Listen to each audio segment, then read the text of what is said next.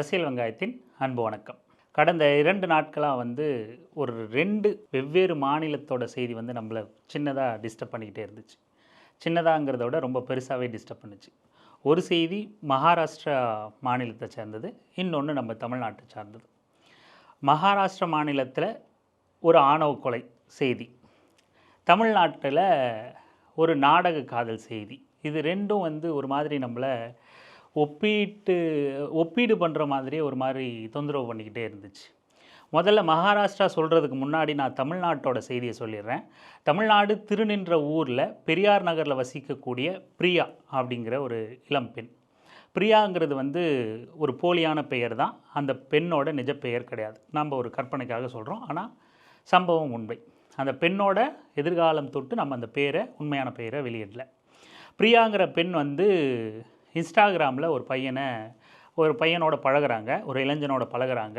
அந்த பழக்கம் நட்பு காதலாக மாறுது. காதலாக மாறி 2 பேரும் நெருக்கமாக பழகுறாங்க. ஒரு கட்டத்தில் பிரியா ப்ரெக்னென்ட் ஆன உடனே பிரியா யாரை காதலிச்சாங்க, யாரால் ப்ரெக்னென்ட் ஆனாங்க அப்படின்னா, அதே திருநின்ற ஊர் பொன்னம்மாள் நகர பகுதியை சேர்ந்த சுதீர் அப்படிங்கிற இளைஞனை தான். அந்த சுதீருங்கிற இளைஞன் தன்னோட காதலன்கிட்ட தன்னை கல்யாணம் பண்ணிக்கிற மாதிரி வற்புறுத்துகிறாங்க. ஏன்னா பிரியா ப்ரெக்னெண்ட்டாக இருக்காங்க. அந்த பையன் பேசியாச்சு, பழகியாச்சு, காதலிச்சாச்சு, பிரியா கர்ப்பம் வரைக்கும் ஆகியாச்சு. அதுக்கப்புறம் அந்த பெண்ணோட சாதி தெரிய வருது. பிரியாங்கிற அந்த பெண் ஒடுக்கப்பட்ட சமூகம், தலித் சமூகம். அதனால் சாதி தெரிந்த பிறகு இல்லை திருமணம் பண்ணிக்க முடியாது அப்படின்னு சுதீர் தன்னோட ஆணாதிக்க சிந்தனையோடு கூடிய அந்த சாதிய மனோபாவத்தை வெளிப்படுத்துகிறாரு. பிரியா கெஞ்சி பார்க்குறாங்க, எவ்வளவோ கம்பல் பண்ணி பார்க்குறாங்க, பேசி பார்க்குறாங்க. சுதீர் ஒத்து வர மாதிரி தெரியல. அதனால் ஆவடி காவல் நிலையத்தில் கம்ப்ளைண்ட் கொடுக்குறாங்க பிரியா. கம்ப்ளைண்ட் கொடுக்கப்பட்ட பிறகு பேச்சுவார்த்தை நடக்குது. வேறு வழி இல்லாமல் சுதீர் என்ன பண்ணுறாரு, வேப்பேரியில் இருக்கிற பெரியார் திடலில் போயிட்டு, இப்போதைக்கு நான் தாலிக்கட்டில் ரெஜிஸ்டர் பண்ணிக்கிறேன், அதுக்கப்புறம் எல்லா ஏற்பாடும் பண்ணிவிட்டு வீட்லையெல்லாம் பேசி சமாதானப்படுத்திட்டு நான் உன்னை தாலி கட்டி திருமணம் பண்ணிக்கிறேன், இப்போதைக்கு ரெஜிஸ்டர் பண்ணிப்போம் அப்படின்னு பெரியார் திடலில் ரெஜிஸ்டர் மேரேஜ் பண்ணிக்கிறாங்க. ரெஜிஸ்டர் மேரேஜ் பண்ணி முடிச்சுட்டு கொஞ்ச நாள், ஒரு 2 வருஷம் சுதீரோட அம்மா இவங்களோட காதலை அக்செப்ட் பண்ணிக்கல. அந்த பிரியாவோட சாதியை அடிப்படையாக கொண்டு அவங்க காதலை ஏற்றுக்கல. அதனால் வேறு வழி இல்லாமல் சுதீருக்கு நெருக்கடி இருக்கிறதுனால, இப்போது போலீஸ் ஸ்டேஷன் வரைக்கும் பஞ்சாயத்து பண்ணிட்டு வந்திருக்கிறதுனால பெண்ணை ஏமாற்ற முடியாது, திடீர்னு எங்கேயாவது விட்டுட்டு ஓடிட முடியாது அப்படிங்கிறதுனால ஒரு 2 வருஷம் தனியாக வீடு எடுத்து 2 பேர் வீட்லேயும் இல்லாமல் தனியாக வீடு எடுத்து வசிக்கிறாங்க. வசிக்கிற இந்த இடைப்பட்ட காலத்தில் பிரியா தொடர்ந்து சுதீர்கிட்ட கேட்டுக்கிட்டே இருக்காங்க, தாலி கட்டு அப்படிங்கிறாங்க. தாலி கட்டல.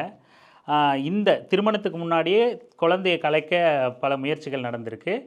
ஐ திங்க் கலைச்சிட்டாங்கன்னு நினைக்கிறேன். அதுக்கப்புறம் திருமணத்துக்கு பிறகு குழந்தை பெற்றுக்க பிளான் பண்ணும்போது, பிரியா விருப்பப்படும் போது, எஸ்சியான ஒன்றை கீழ் ஜாதி வயத்தில் என்னோட குழந்தை வளர்றதா அப்படிங்கிற அந்த டோன் எடுக்கிறாப்புல சுதீர். ஏன்னா அவங்க அம்மா, சுதீரோட அம்மா ரொம்ப கடுமையாக பிரியாவை ஏற்றுக்கிறதுல அவங்களுக்கு மிக கடுமையான முரண்பாடு இருக்குது. நாங்கள் எங்கள் ஜாதி எவ்வளோ பெருமையான சாதி, எஸ்சியோட நாயர் எவ்வளோ பெருமையான சாதி தெரியுமா அப்படின்னு தொடர்ந்து பிரியா கிட்டேயே சுதீரோட அம்மா தொடர்ந்து சொல்லிகிட்டே இருந்திருக்காங்க. கடுமையாக எதிர்த்துருக்காங்க, விட்டுட்டு போக சொல்லியிருக்காங்க. இருந்தாலும் இவங்க விடாப்பிடியாக இருந்ததுனால தனியாக வாழும்போது இந்த மாதிரி குழந்தை பெற்றுக்கணுன்னும் போது சுதீரும் அதே சாதிய மனோபாவத்தில் ஒரு எஸ்சி வயத்தில் அல்லது ஒரு கீழ் சாதி வயத்தில் என்னோட குழந்தை இருக்கணுமா, எங்கள் வம்சக்கொடியே அருந்துரும், அதாவது கலப்பு ஏற்பட்டுரும். நம்ம மோகன் சொல்வார்ல, மோகன்ஜி சத்திரியன், அந்த நாடக காதல் அவர் ஜீன்ஸ் பேண்ட் போட்டு ஏமாற்றிட்டு போயிடுறாங்கங்கிறாங்க. இவர் ஜீன்ஸ் பேண்ட் போடாமையே ஒரு தலித் வீட்டு பொண்ணை இந்த மாதிரி சொல்கிறார். இன்ஸ்டாகிராமில் பழகும்போதோ பேசும்போதோ நட்பாக இருக்கும்போதோ அந்த நட்பை தாண்டி பழகும்போதோ அந்த பெண்ணு ப்ரெக்னென்ட் ஆகிற வரைக்கும் உனக்கு அந்த பெண்ணோட சாதி தெரியல, கீழ் சாதின்னு தெரியல. ஆனால் திருமணமாகி குழந்தை பெற்றுக்கணும் அப்படின்னும் போது கீழ் சாதி வயிற்றுக்குள்ளே என்னோட வம்ச கொடியே அருந்து போயிடும் அப்படின்னு ஒரு பஞ்ச் டைலாக்காக வர்றான். இப்பேற்பட்ட கொடி இருந்தால் என்ன, அருந்து நாசமாக போனால் என்ன அப்படிங்கிறது தான் நம்ம சொல்ல வேண்டியிருக்கு. இப்படி தொடர்ந்து இந்த மாதிரி போய்கிட்டு இருக்கு. தொடர்ந்து பேச்சுவார்த்தை போயிட்டுருக்கு. அவங்களுக்குள்ள 2 வருஷம் சேர்ந்து வாழ்ந்துக்கிட்டு இருந்தாலும் அந்த 2 வருஷமும் இவங்களுக்குள்ள கடுமையான முரண்பாடோடு தான் அந்த வாழ்க்கை ஓடுது. இன்னும் சொல்லப்போனால் எந்த அளவுக்கு ரொம்ப மோசமான வாழ்க்கையை 2 வருஷம் சேர்ந்து வாழ்கிறாங்க அப்படின்னா, பிரியா சாப்பிட்றதுக்கு தனி தட்டு, சுதீர் சாப்பிட்றதுக்கு தனி தட்டு. ஏன்னா இவங்க சுதீரோட பார்வையில் கீழ் சாதி, தீண்டத்தகாத பெண்.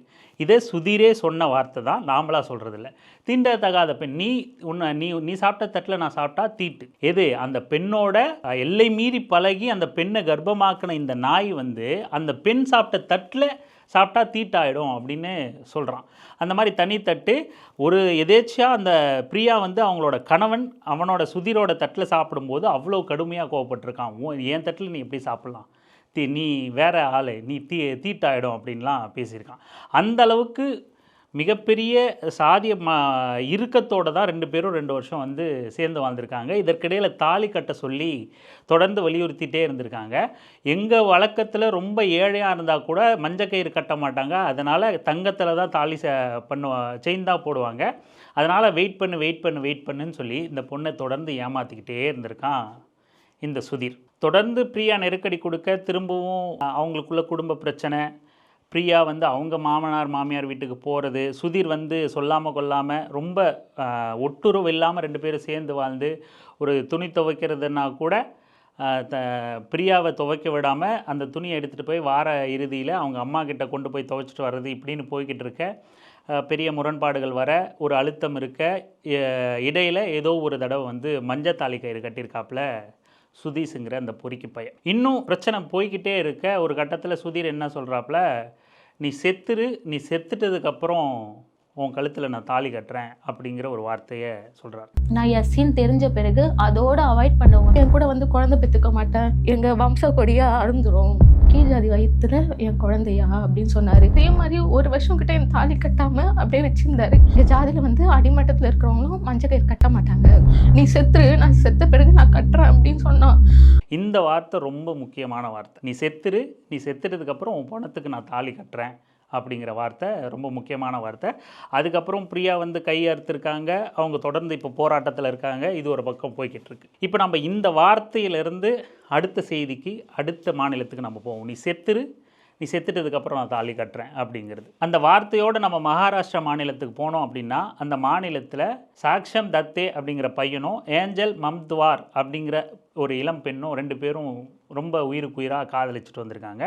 அங்கேயும் இதே சாதி பிரச்சனை. சாதி இந்தியா முழுக்க இருக்குது, இந்து மத கட்டமைப்பில் இருக்குதுன்னு நமக்கு தெரிஞ்ச விஷயந்தான். எல்லா இடத்துலையும் சாதி ஒரே மாதிரியான வேலையைத்தான் பார்க்கும் அப்படிங்கிறதுல எந்த சந்தேகமும் இல்லை. இப்படி இந்த 2 இளம் பெண்ணும் தீவிரமாக காதலிச்சுட்டு வந்திருக்காங்க, உயிருக்குயிராக காதலிச்சிருக்காங்க. சாதி பிரச்சனையினால் அந்த பெண்ணோட வீட்டில் அந்த காதலை ஏற்றுக்கல, கடுமையான எதிர்ப்பை தெரிவிக்கிறாங்க. அந்த பெண்ணும் பையனும் கேட்காததுனால தொடர்ந்து காதலிச்சுக்கிட்டு இருக்காங்க. இல்லை அவங்களோட காதலில் உறுதியாக இருக்கிறதுனால அந்த பெண் வீட்டு தரப்பு என்ன பண்ணுறாங்க அப்படின்னா, ஆணவ கொலை பண்ணுறாங்க அந்த பையனை.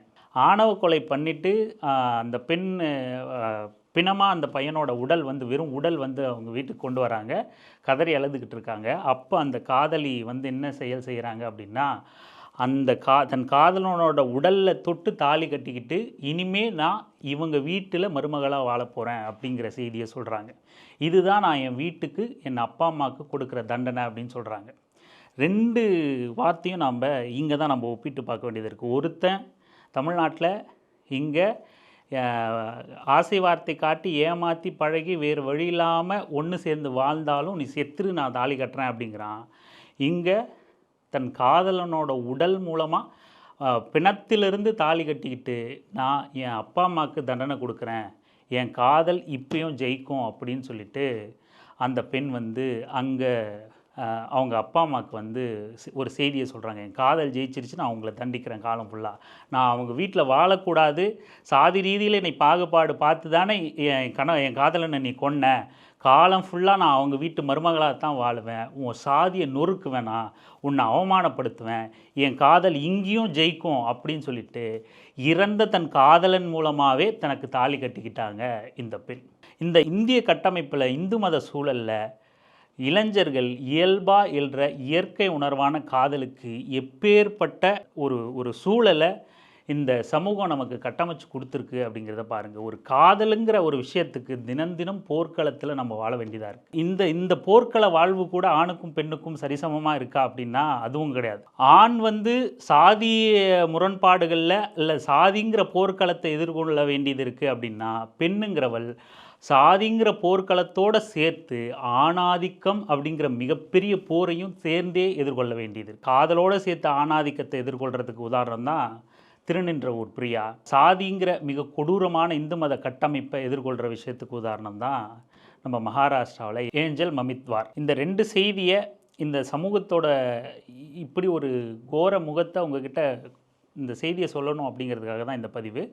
இதோட கூட தந்தை பெரியார் சொன்ன ஒரு வார்த்தையை நான் சொல்லி இந்த பதிவை முடிச்சுக்கலான்னு நினைக்கிறேன்.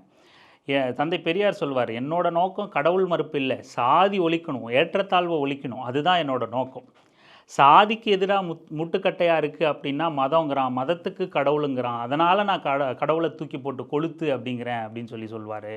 அதுபோல தான் இங்கே இயல்பான அன்பை பரிமாறிக்கிற ஒரு வாழ்க்கைக்கு, சமத்துவமான ஒரு வாழ்க்கைக்கு எதிராக தடையாக இருக்குது அப்படின்னா சாதி. அந்த சாதியை காப்பாற்றுறது எதிராக அப்படின்னா மதம். அப்போது பெரியார் வழியில் நாம் சாதி மதத்தை தூக்கி போட்டு கொளுத்தாமல் இங்கே ஒரு இயல்பான இயற்கையான சமத்துவமான வாழ்க்கையை நம்மளால் வாழவே முடியாது. சமத்துவமான வாழ்க்கைக்கு மத சிக்கல்கள்லேருந்து, இந்த மத கட்டமைப்புகள்லேருந்து வெளியே வந்து சிந்திச்சு இளைஞர்கள் உங்களுக்கான சுதந்திரமான வாழ்க்கையை தேர்ந்தெடுத்துக்கணும் அப்படிங்கிறது தான் இந்த பதிவின் மூலமாக நம்ம சொல்ல வரோம். நன்றி, வணக்கம்.